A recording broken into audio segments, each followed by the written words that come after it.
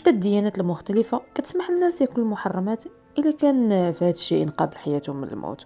ومن بين الحوايج اللي كيتفقوا عليها جميع الديانات والقوانين والأخلاق هو لحم البشر ممنوع يتكال، ولكن الناس في بعض الأحيان اضطروا ياكلوه في المجاعات والكوارث والحصارات. ملي ما بقى حتى حاجة أخرى تكال، وقصنا اليوم على قافلة مسكينة تحاصرت في الجبال بالثلوج، وما بقى عند الركاب حتى حل آخر غير ياكلوا لحوم صحابهم. قصة مرعبة ديال رحلة وصلوا فيها حتى يقتلعوا شكون يتذبح ويتكال الأول. منذ قرون كانت السفن الأوروبية عامرة بالمهاجرين، كتعبر المحيط الأطلسي وكتوصل للساحل الشرقي ديال أمريكا.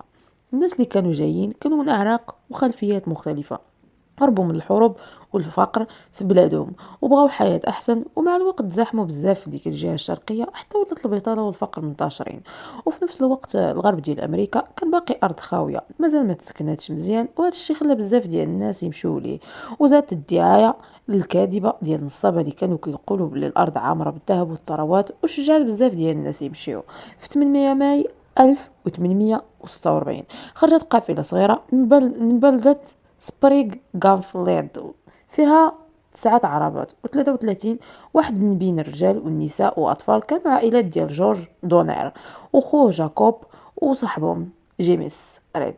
قرروا يديروا رحلة طويلة حتى لكاليفورنيا، حوالي 2500 ميل، وكانوا باغيين يوصلوا في 4 شهور قبل ما يجي الشتاء. كانوا عارفين بلي الطريق صعيبة، أنهار صحاري جبال وحتى قطاع الطرق وهجمات الهنود الحمر، ولكن كان عندهم أمل حيت ماشي بوحدهم، كانوا قوافل كتيرة غادية لنفس الجهة. من بعد شهرين وصلوا لنهر ليتل ساندي، وتما داروا أكبر غلطة في حياتهم. قرروا ينفصلوا على القافلة الكبيرة ويمشوا من طريق مختصر سميتو هانستنج تاوف. هذا القرار خلى عددهم يطلع ل87 واحد، في 23 عربة. في البداية كان كلشي مزيان، ولكن من بعد بداو المشاكل، ماتت حيوانات، تخربوا العربات، تعرضوا للهجوم ومات واحد منهم، وزيد عليها واحد تقتل في الشجار وطردوا جيمس رعد. في أكتوبر وصلوا الجبال سيرا نيفادا، وكانوا متأخرين بزاف. حاولوا يسرعوه ولكن قبل ما يخرجوا من الجبال بيوم واحد طاحت ثلج بكثرة. توقفوا وحدة بحيرة اللي سميتها اليوم بحيرة دونير، ولكن الليل تزادت حتى ولا صد الطريق كامل. تحصرت القافلة، مبقى لا تقدم لا رجوع.